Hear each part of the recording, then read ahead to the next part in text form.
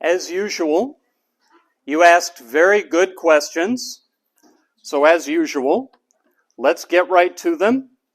The most popular question by far: in what situations do Christians feel loved by God? And my answer has three parts.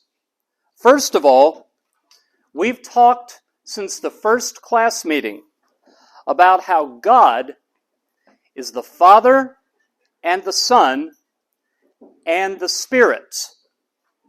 We haven't talked much about the Spirit. We've only said a few times the Holy Spirit is God inside of you. But what Christians believe, what the Bible teaches, is that the Holy Spirit's biggest job, the Holy Spirit's main job, is to assure Christians you are God's daughter. You are God's child. You are part of God's family, and God accepts you. So that, first of all, is something to understand about the Holy Spirit. That's part one of my answer. The other two parts: the way God works, we could categorize as sometimes God interrupts the natural world. There are lots of stories of miracles. Today we will look at a story of one miracle. Sometimes God causes things to happen that look like they are impossible. Jesus returning from the dead was a miracle. It looked impossible. But now other times, God will work in the world in very normal, ordinary ways that are not miracles. I bring that up in answering this question to say, some Christians talk about an experience they have had, and I just realized it's not on the slides. They have had what we call an experience of ecstasy, a very powerful feeling of joy from being connected with God, feeling God loves them and is communicating that love to them. There's a very famous philosopher and mathematician named Blaise Pascal, lived in the 1600s, helped invent the world's first calculator. He was one of the first people to study probability and game theory. He was also a Christian. And late in his life, in the journal he kept when he studied the Bible, he made an entry one night. He wrote down the date and the time, and now I am going to show you the rest of his entry. He started the entry by drawing a cross and writing very large the word fire. And I'm going to, over about the next 6 slides, show what he wrote, and I will leave it up for about 10 seconds each time to let you read it. And it will be on the presentation later if you want to read it again.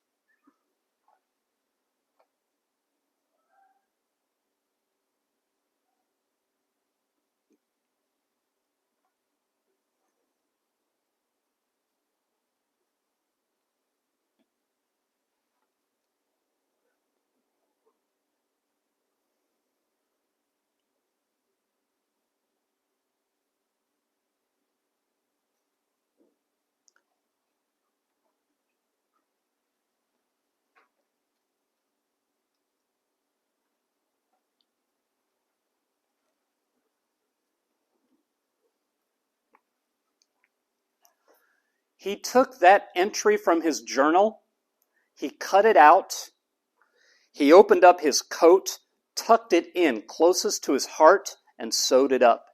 And for the rest of his life, when a coat wore out and he bought a new one, he would open that seam and take the journal entry out and put it in his new coat so it was always next to his heart. Now, that is not the only record we have of someone experiencing ecstasy from direct connection with God. That's one way Christians can feel loved by God. Now, the other way, I said sometimes God works in the world through miracles, and I would call that a miracle. Other times, God works in the world in ways that are ordinary. Jesus said, the sun comes up every morning and the rain falls that we depend on to grow our food because God sends it. And if God ever stopped sending the rain, it would stop. And a lot of Christians experience God's love through the different ways that God takes care of the details of our lives.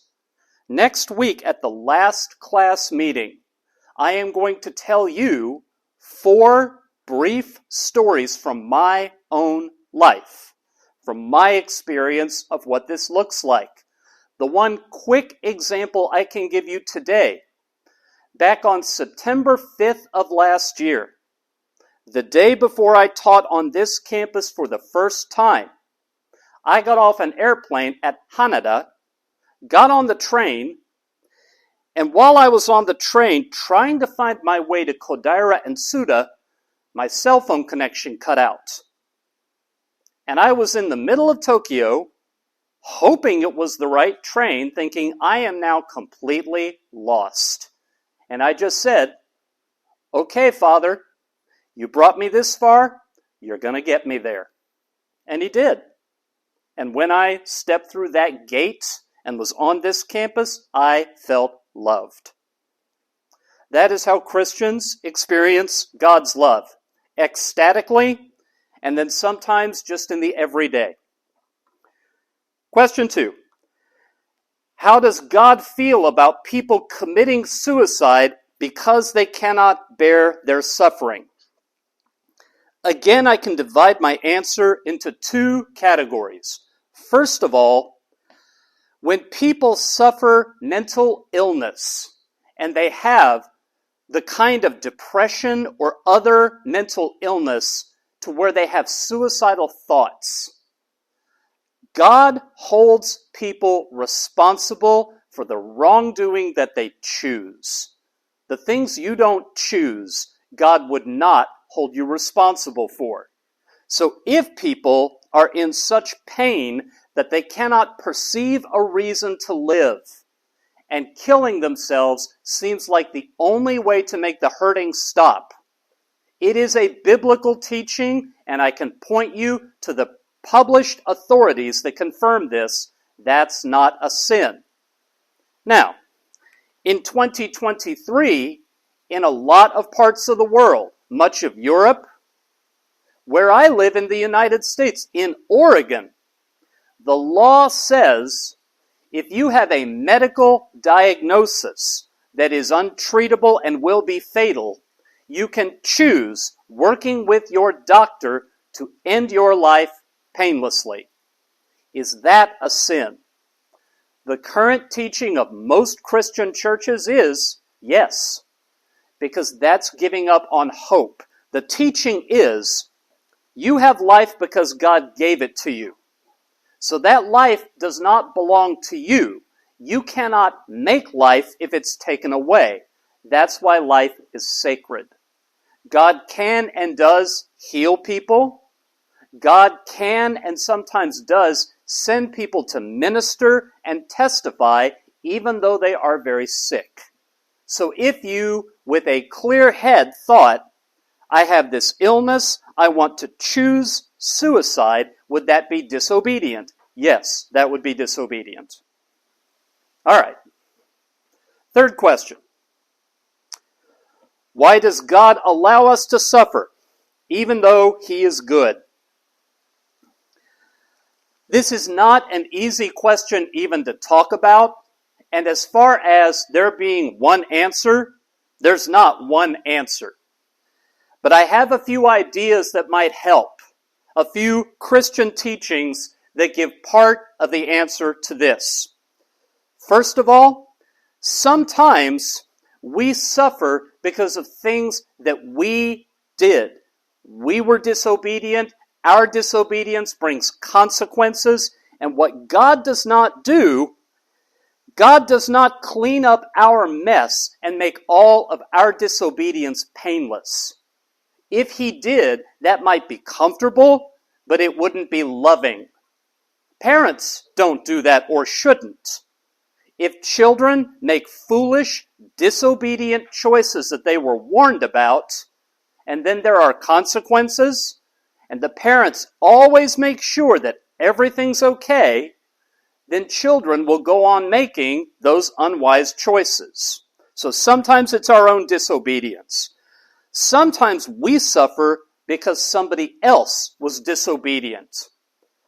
Parents very often have to consider, if I do unwise things, I might hurt not only myself, but my children. People in general often have to think, what I do may not hurt only myself, it may hurt my neighbors. A third reason, sometimes what causes us a lot of pain is actually the best thing for us. I suspect some of you have had a friend sometime in your life start dating someone who was bad for them, who may have been emotionally abusive, even physically violent. And then there might come a day when your friend who was dating this unhealthy, untrustworthy person, the untrustworthy person broke up with them, ended the relationship, and your friend might be crying and in terrible pain the whole time you thought, this relationship ending is the best thing for you. There are times we suffer, and what we are suffering, God allows it because it's the best thing for us. I won't tell you the long, detailed version of the story, but my first job as a professor was my dream job, and I held it for a little under 2 years. And if I had not quit the job when I did, they were going to fire me. And I was really, really heartbroken over that. But quitting that job got me to what I do now. And I am so much happier now than I would have been if I stayed with that first job. God did not protect me from the pain of losing my dream job because God saw losing that job was going to open the way for something better for me. So sometimes it's disobedience. Sometimes what will follow will be better.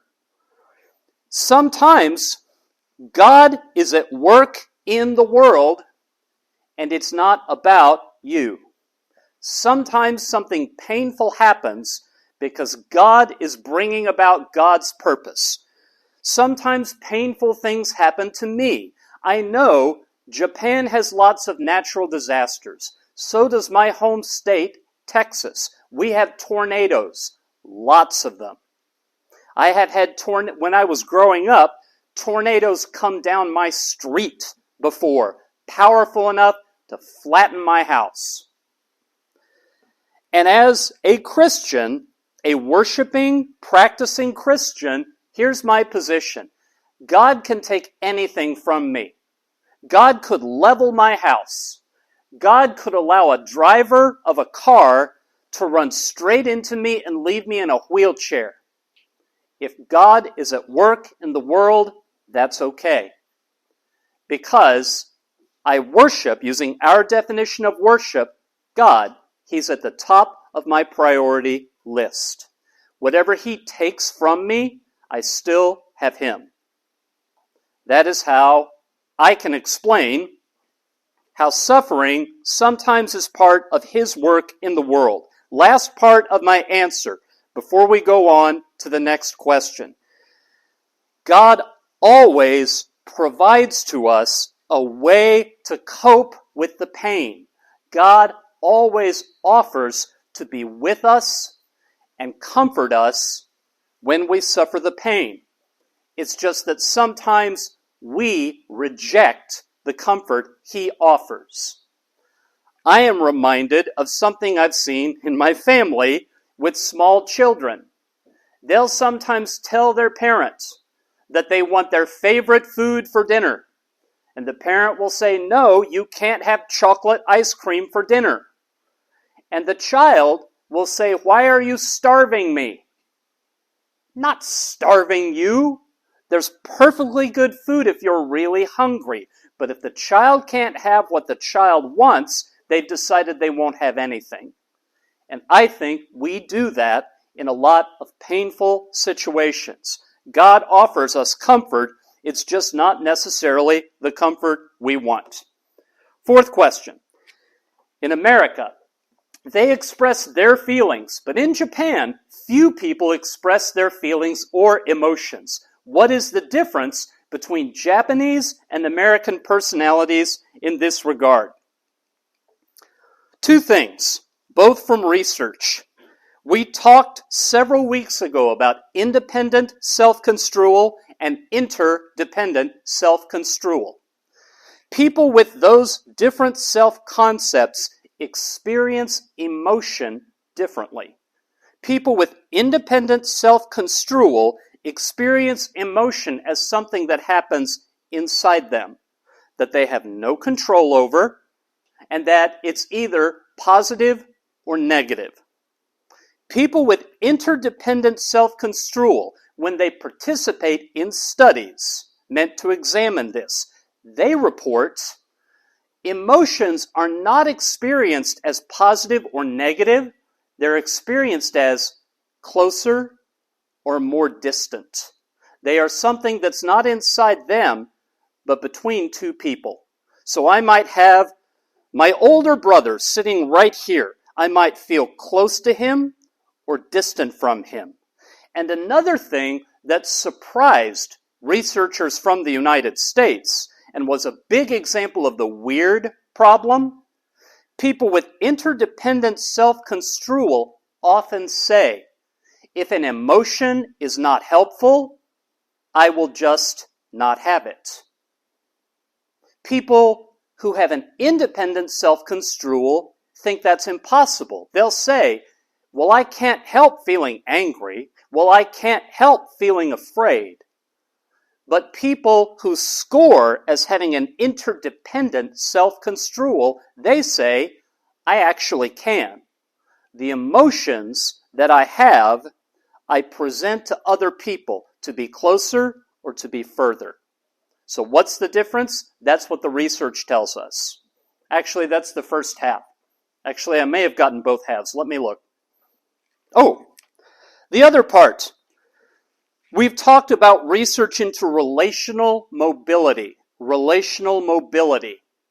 The possibility of making new friends, new relationships, and moving out of old ones.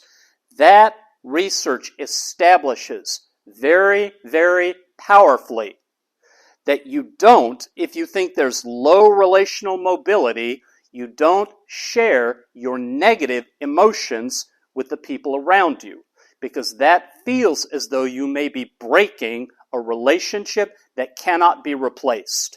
In populations that think they have higher mobility, they could make new friends if they had to. First of all, it feels safer to do what we talked about last week, to have social support that is emotional management. And secondly, where there is high relational mobility, you're expected to show your emotions to other people. You might find, if you lived in such a community, they wanted you to vent to them, to cry with them, and if you didn't do it, because your experience had been, That's just not what we do. They might think that you were not a close friend. Close friends share their emotions. All right. Question, I think we're up to 5.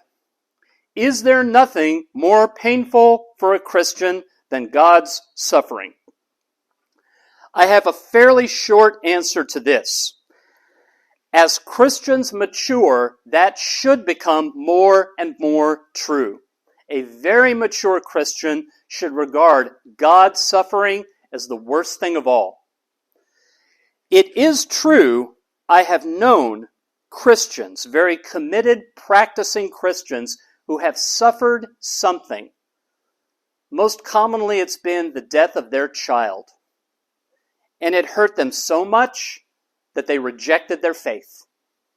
They just rejected God, rejected Christianity, said, I don't believe any of this anymore, and exited. Shouldn't happen. Christianity teaches it shouldn't happen. But it sometimes does. But if people are maturing as Christians, that should become the most painful thing possible. When Christians die, they go to garden, which I think means heaven, but is there hell too?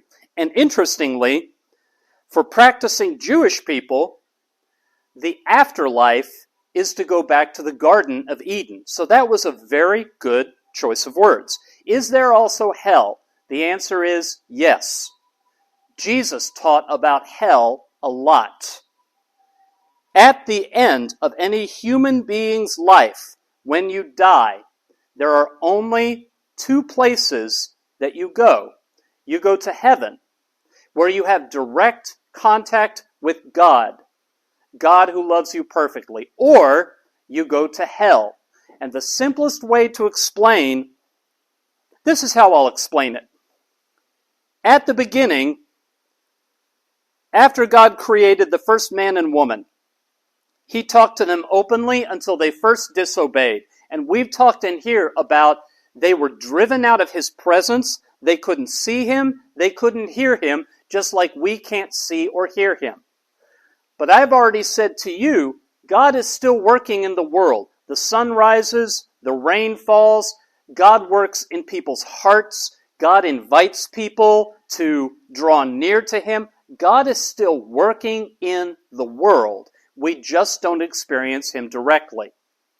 At the end of creation, at the end of the world, and effectively when any individual person dies, if you've rejected God's invitation, Jesus took God's wrath for all of our disobedience and invited us to be restored to full relationship with God.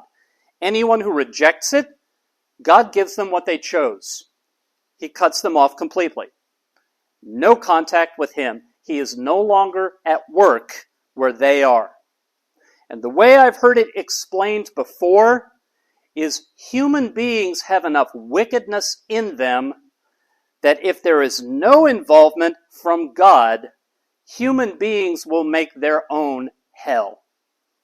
You think that the Holocaust was bad. Human beings with no intervention from God would do much worse than the Holocaust.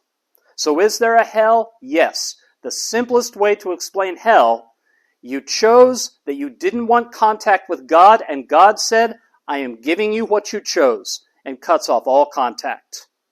The last thing I'll say before we go on to the next question is to remind you of the very first class meeting and a common mistaken idea about Christianity.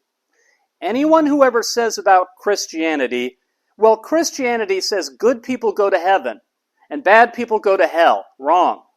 Not even close. Christianity says there are no good people at all. Everybody needs to be forgiven.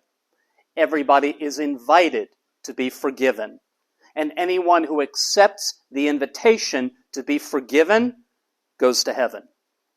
And anybody who does not accept the invitation to be forgiven, they choose to end contact with God, and God gives them what they chose, and that's hell. That's my answer to that. Okay. Let me think. 5 more minutes. 1 or 2 more questions.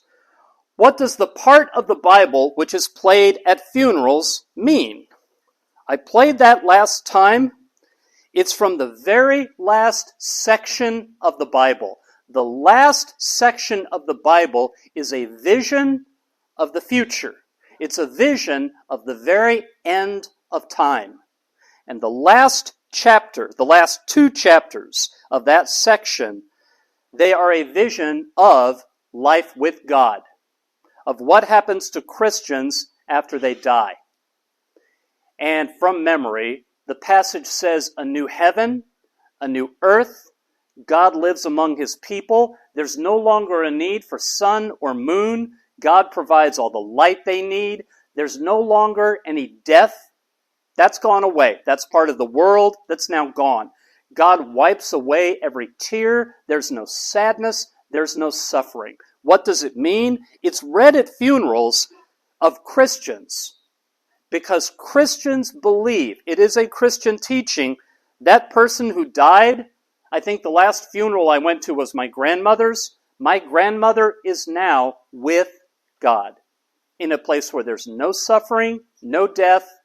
God wipes away every tear. Everything's perfect. That is how we take comfort. We say the person who has died is now there in paradise.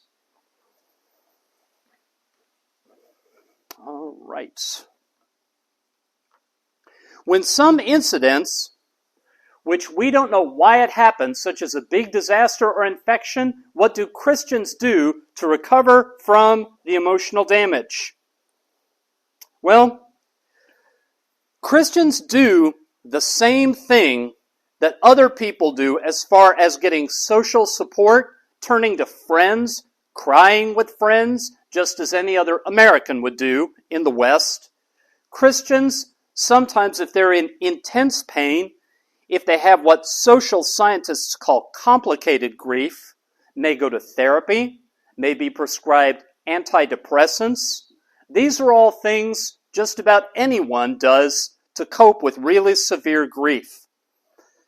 But we also pray. We pray to God saying, I am in pain. And there are examples throughout the Bible of people praying, and the only thing they do in the prayer is tell God how much pain they are in. And comfort comes.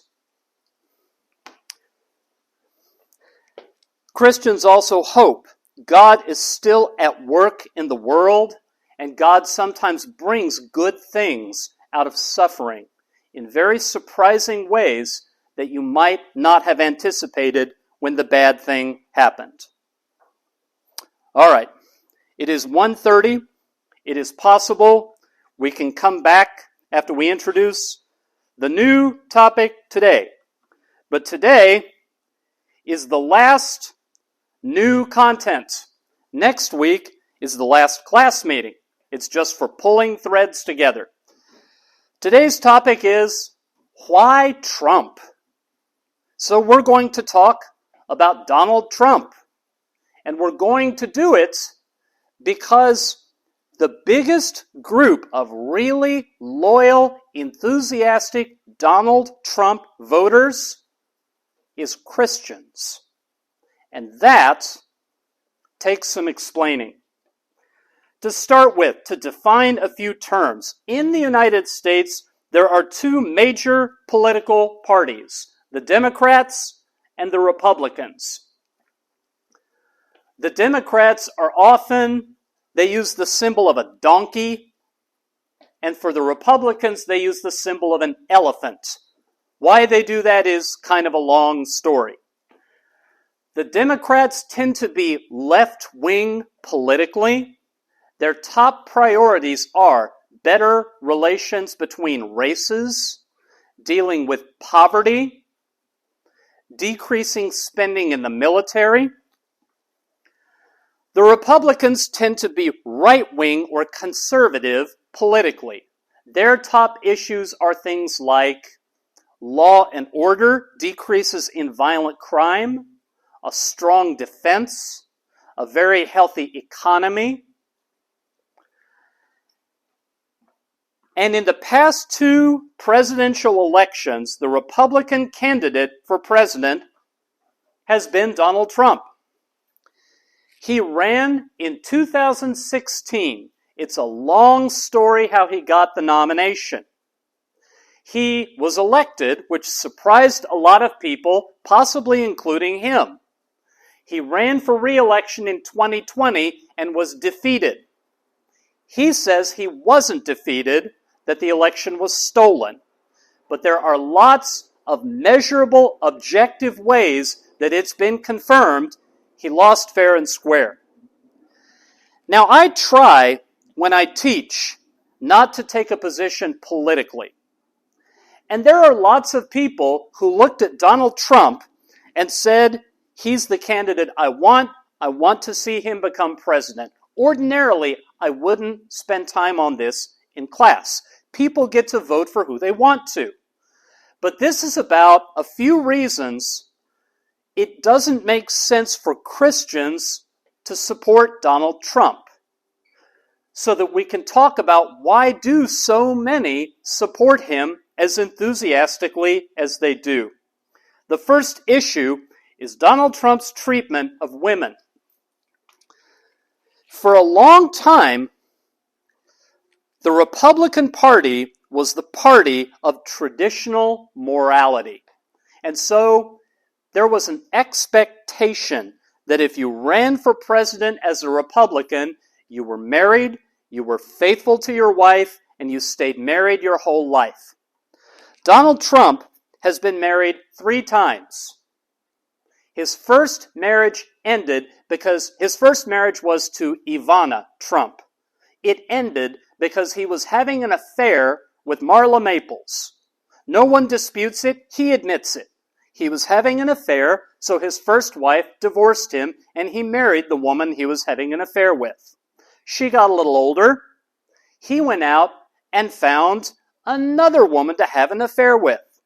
And his second wife divorced him because he was cheating on her. Now, for most of the history of the United States, this would have meant he couldn't get elected as a Republican. That's just the first thing.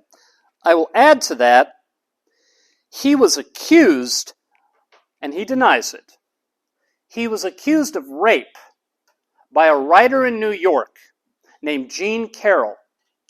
He said she made the whole thing up and that she was crazy. She sued him. There was a trial. She told her story on the witness stand, and other witnesses came in. And at the end of the lawsuit, the jury ruled that he probably raped her. Put all that together, and a Christian who is committed, following Christ, following biblical teachings, I don't understand how all that can be true and you say, I want this man to be the leader of the country. Now you could say, I want to invite him to church. God can forgive. Jesus died for those sins. God can forgive all of that. That's definitely true. He's not beyond forgiveness. But why would you pick him as your leader after all that? That's only one of 3. I have 2 more. Second issue, the way he does his politics, and he admits this and he's proud of it. Anytime any political rival says anything about him, criticizes him at all, he says the most insulting, hateful thing he can. His politics is made up of nothing but attacking. He will tell you very calmly his whole life, if I think someone's hit me, I hit them back twice as hard. That's how he does politics. Now, what the Bible teaches, what Jesus said, love your enemies. If someone hits you on the cheek, turn your other cheek so they can hit that one too. Don't resist wrongdoers. And Donald Trump does the opposite of that. Again, he can be forgiven those things, but he's never repented of them. He's never said, I'm sorry, I don't want to do them anymore. He still does them. And lots of Christians pick him to vote for. Third and final one. You would think to elect someone the head of the government, they at least would need to be a good leader and very honest. But he has a long record of being very dishonest. It's very well known, and he admits it. When he was a businessman, which is how he first became famous, he would sign contracts with other businesses to work on his properties in New York. His business was real estate. They would do the work, and he just wouldn't pay them. He brags about it. He says that's being smart. He, about 2 weeks ago, had to show up in court. He is being prosecuted on criminal charges for lying on his taxes to the tune of millions of dollars. And yesterday, he showed up in court again because he's being charged criminally with stealing secret documents from when he was president and not returning them when he was told those documents are secret, you're breaking the law. So he is currently facing trial on 2 criminal charges, one having to do with his business, one having to do with endangering state secrets. All right, for those 3 reasons, it takes some explanation. Why do Christians support him so much? The big part of the explanation is that Donald Trump is part of a worldwide trend. That worldwide trend is populist leaders. President Erdogan in Turkey was just reelected. Modi in India, looking pretty solid, probably going to be reelected. I'm drawing a blank on the name of the newly elected Prime Minister of Italy, but she's also a populist. This is happening around the world. This is not just the United States. There is something going on in the political climate. Now, you may have noticed there's a space on the right. Japan does not really have a history of national leaders being populist. Mostly the populists in Japan are the mayors. Mostly it's the local government leaders. But the late Shinzo Abe did have his moments where his appeal was very populist. So now that I've raised that issue, let us define what we mean by populist real fast. A politician who runs for office as a populist tends to do the following things. The common people are good, the elites are bad. A whole lot of people in the United States, including Republicans, are horrified by Donald Trump. And they'll talk about why he should never be president, shouldn't have been the first time, and must never be again. But they're party leaders. They're people who've been elected to national office. And what Trump says over and over again to his voters is, the elites, the powerful people, they've sold you out. They've been in office so long, they're making themselves rich, and they are playing you. They're exploiting you. And his voters are responding very well to that. That is a common tactic among populist leaders. It's also common for populists to turn every issue into good versus evil. Every issue is good versus evil. In the United States, as in Japan, there are problems, long-term problems with the economy. There are big parts of the population who have a hard time finding a good job at a decent rate of pay. In 2016, Donald Trump's opponents said the economy is changing.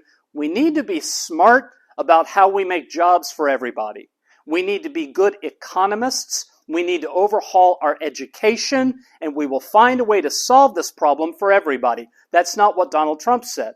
Donald Trump said the elites are deliberately doing this to hurt you. They know that it hurts you. They like it. They find it funny. They are evil. You should hate them. That's what populist leaders do.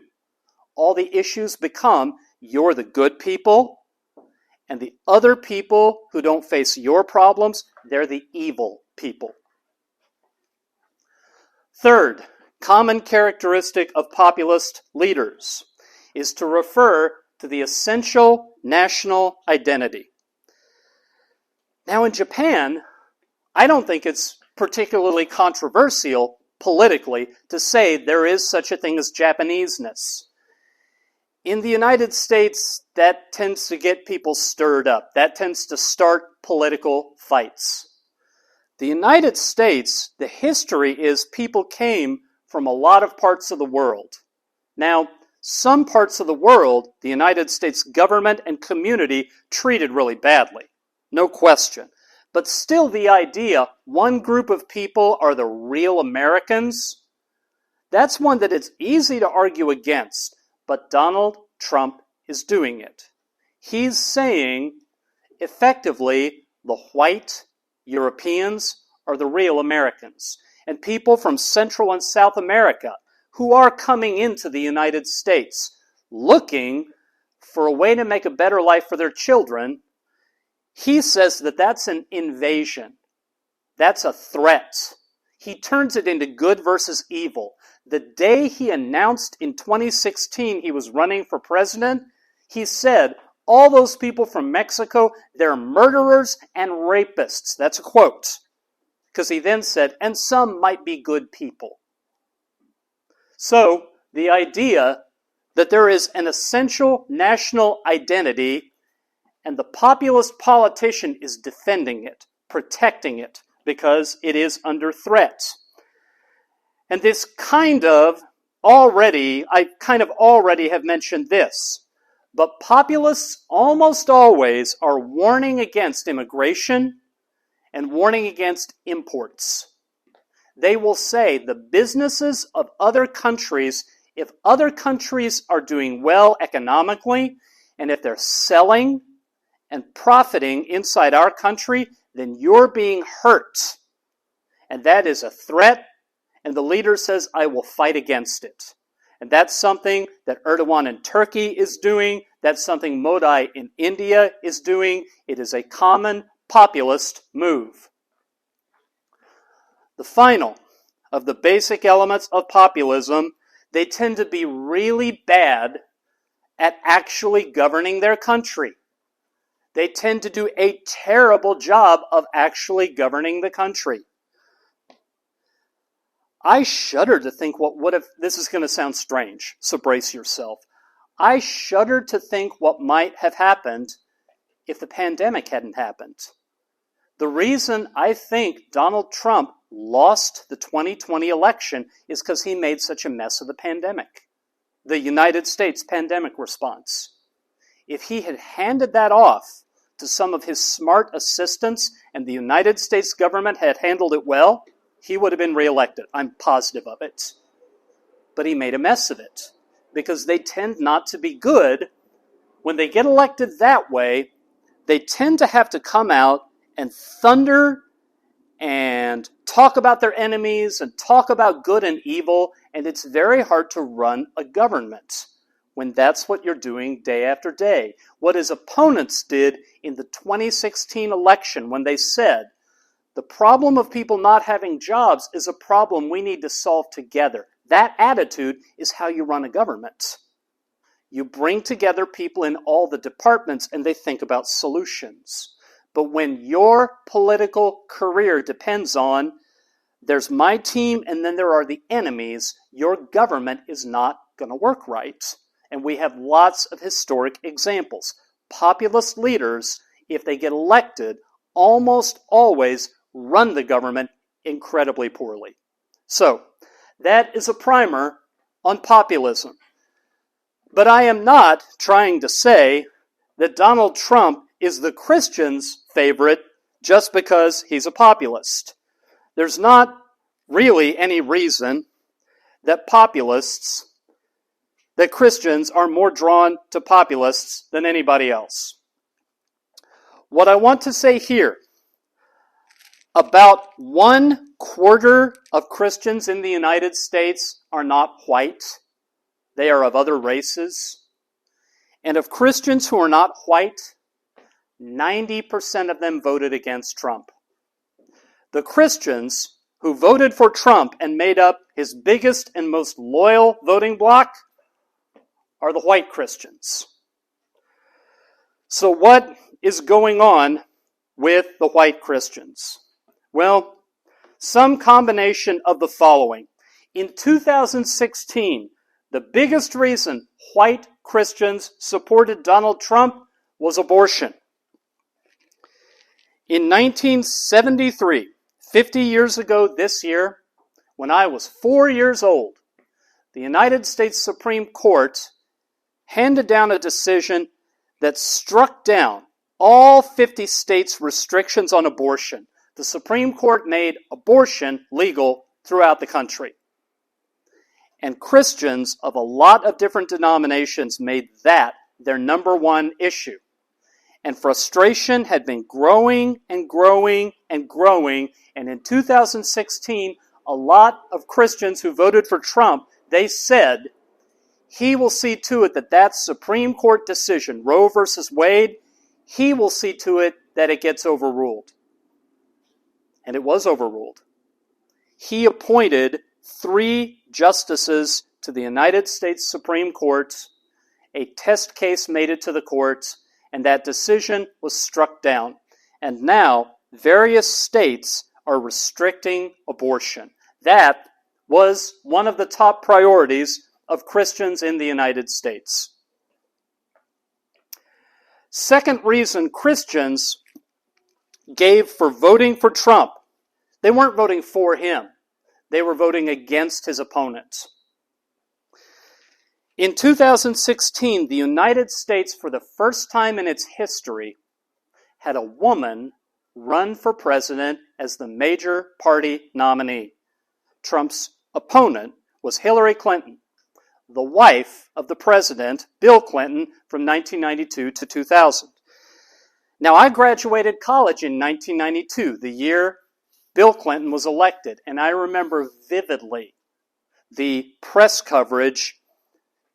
Republicans and conservatives hated Bill Clinton, but they really hated Hillary Clinton because Hillary Clinton had a law degree.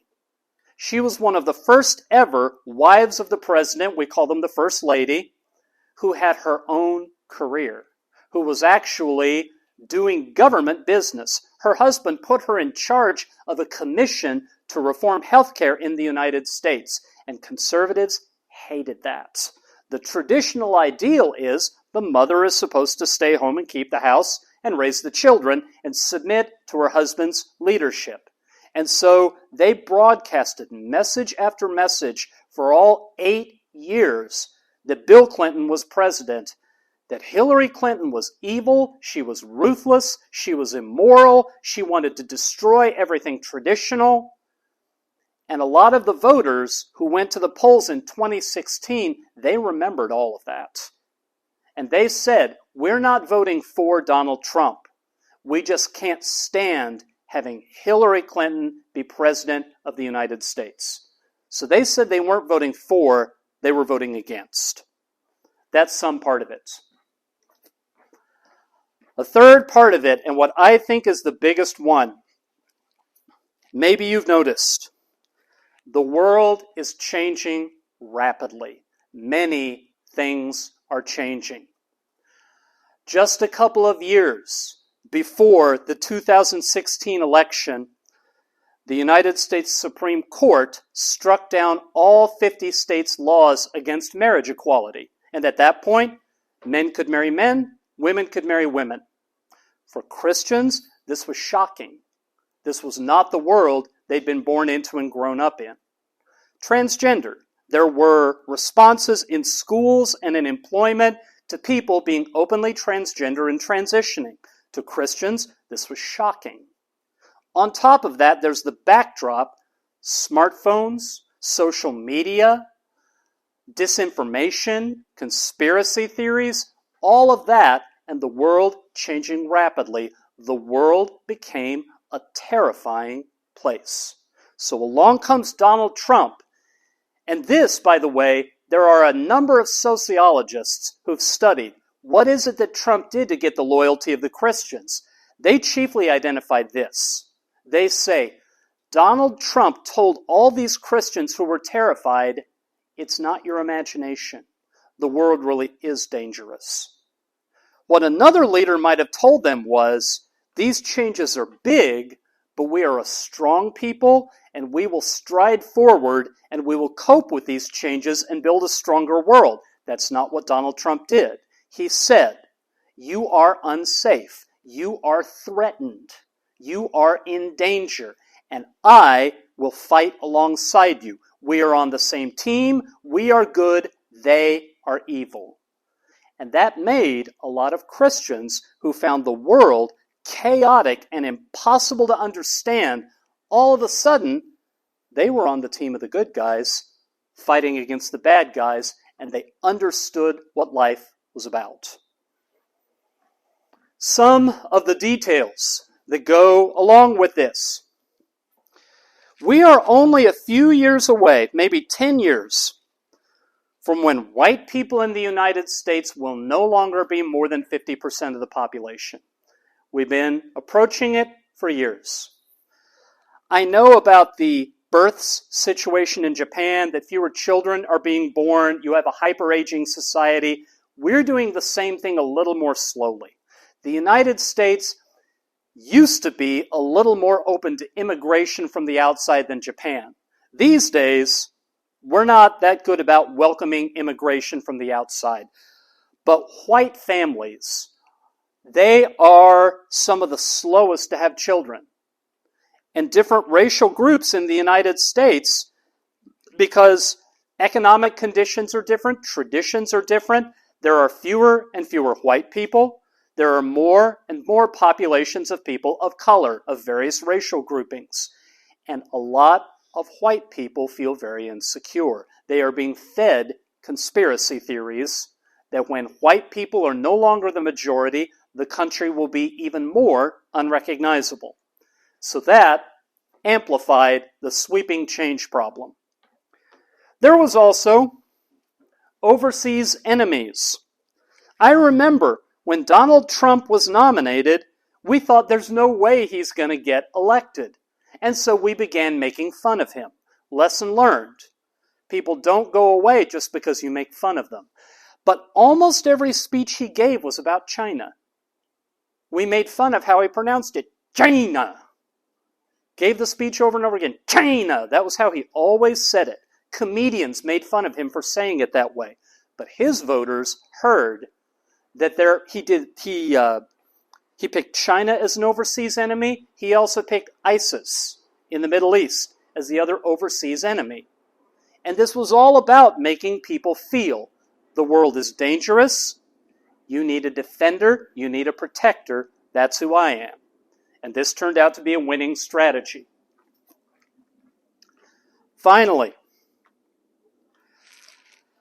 a whole lot of work has been done in social psychology about people don't pay close attention to everything you do if they think that you are part of their tribe. Donald Trump has done, sometimes in front of a camera with a microphone going, horrible things. But a lot of Christians ignore that because he says and does a few things that make them think he's part of my tribe. I'm conservative, he's conservative. These things he's accused of, probably someone made all that up just to try to get him to lose the election. Those crimes he's going to be put on trial for, he's not losing any voters for that. It's the craziest thing I've ever seen. But they've decided that he is part of their tribe and that the people who came up with those criminal charges are the other tribe, so it's all made up. The lesson here is when people get tribalistic, and they become tribalistic when they can't trust. Let me take one step back and give you the full explanation. I was about to jump over it. One of the basic ideas we talk about in the field of communication, every time people communicate, you exchange content, but you also remind people of the relationship. We say communication has a content dimension and a relational dimension. Right now, we are at a point where a lot of people in the United States do not trust the content. They think it's fake news, which is a phrase he used a lot. They think a lot of things are disinformation. They are made up lies. Content does not answer any of their questions. So what do they fall back on? Relationships. They know who they're loyal to. They know which tribe they identify with. When you lose trust in the content, you will instead guide yourself by the relationship. They have formed a bond with Donald Trump. He's bragged before. When he ran for president the first time in 2016, he said, I could shoot someone to death in the middle of Main Street in front of everybody. I wouldn't lose any voters. He said it to try to get a laugh, but it's been quoted a lot since then. He's on trial in 2 different courtrooms for some serious crimes. He's not losing any voters because his voters are not paying attention to the content, only to which tribe he's in and they are in. All right. So this class is about Christian influences on communication. I do have a little bit of biblical teaching that I think sheds some light on this. I have talked before a lot of times about Jesus' followers. One of Jesus' followers was named Peter. Peter was the leader of the followers. The Roman Catholic Church, they identified Peter as the first ever pope. And the pope today is the pope because they inherited Peter's authority. So, Peter, you might assume, the best of Jesus' followers. But there are 2 episodes in Peter's life that weren't very good. And I'm very quickly going to share them with you from our audio Bible, and then I will explain what they mean. And then you can get in your duos and think me up some good questions for not the very last time, but close to the last time. And I hope that the sound is turned up.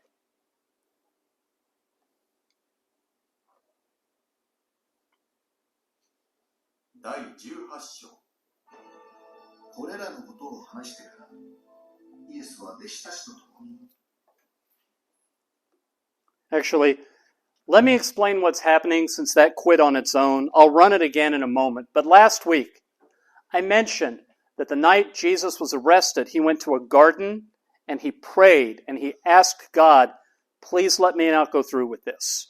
Shortly after that prayer, they came to arrest him. This is where it's picking up. This is the middle of Jesus being arrested. Okay, let's try it again, see if it'll work this time.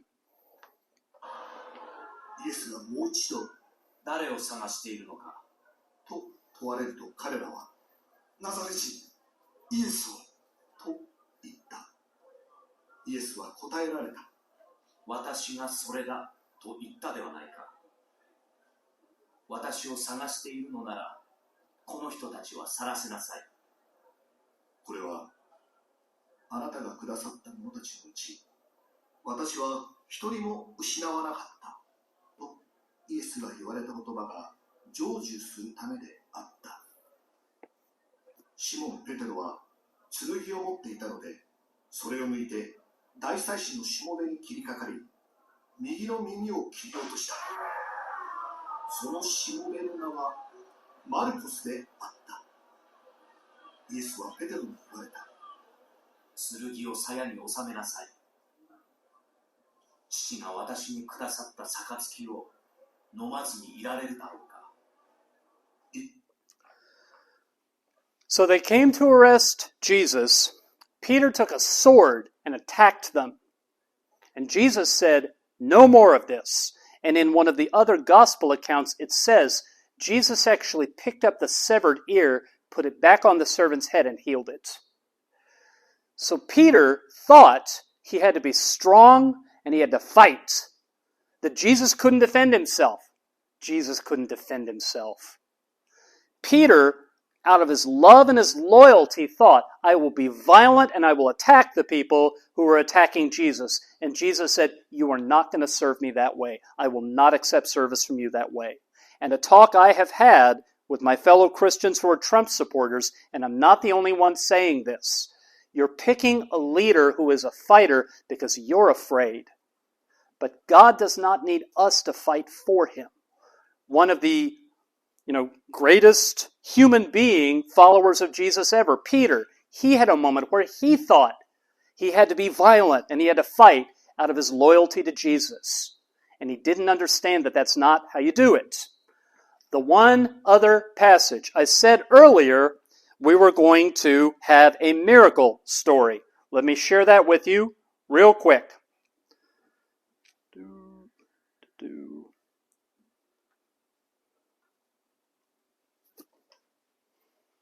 それからすぐにイエスは弟子たちを船に乗り込ませて、自分より先に向こう岸に向かわせ、その間に群衆を解散させられた。群衆を解散させてから、イエスは祈るために一人で山に登られた。夕方になっても一人でそこにおられた。船はすでに陸から南スタディオンも離れていて、向かい風だったので波に悩まされていた。夜明けが近づいた頃、イエスは湖の上を歩いて弟子たちのところに来られた。イエスが湖の上を歩いておられるのを見た弟子たちは、あれは幽霊だと言って怯え、恐ろしさのあまり叫んだ。イエスはすぐに彼らに話しかけ、しっかりしなさい。私だ。恐れることはない。と言われた。するとペテロが答えて、主よ、あなたでしたら、私に命じて、水の上を歩いてあなたのところに行かせてください。と言った。イエスは、来なさい。と言われた。そこでペテロは船から出て、水の上を歩いてイエスの方に行った。ところが強風を見て怖くなり、沈みかけたので、主よ、助けてくださいと叫んだ。イエスはすぐに手を伸ばし、彼を掴んで言われた。信仰の薄い者よ、なぜ疑ったのか。そして二人が船に乗り込むと、風は止んだ。船の中にいた弟子たちは、誠に、あなたは神の子です。と言って、イエスを礼拝した。So, Jesus walked on water. Peter, once again, out of all the followers, he was the leader, and he said, if it's really you, call me out to you on the water. And Jesus said, come on ahead. But then Peter noticed how strong the wind was, how high the waves were, and he got scared. And when he got scared, he lost his faith. And what the social science is telling us is we have a lot of white Christians who are seeing how big the waves and the wind are. I said at the very beginning of this class that people who accept the free gift and become God's daughters and sons, they begin a process of maturing. And if they're early in that process, they may still get a lot of things wrong. And sometimes even people who are very mature, because Peter was as mature as they got, he becomes afraid, or he thinks he sees an opening to fight, and he gives in to those temptations. And I knew when I first designed this class, if I was going to talk to people here in Japan and say, if you understand Christianity, it will help you sometimes understand why Westerners communicate the way they do. I knew it's out there hanging. All these Christians, for all the biblical teachings, all these Christians are the world's biggest fans of Donald Trump. You have to explain that. The explanation, I think, is the urge to fight, and the urge to fight is backed by fear. And it's wrong, and Christian teaching teaches why it's wrong, but Christians are growing up and maturing, and sometimes we still get it wrong. So that's my explanation, why Trump. And what we are going to do now is send you off to your duos so you come up with me really good questions for next week. And I will walk back there and see who doesn't have a partner so we can patch up and make duos. Go.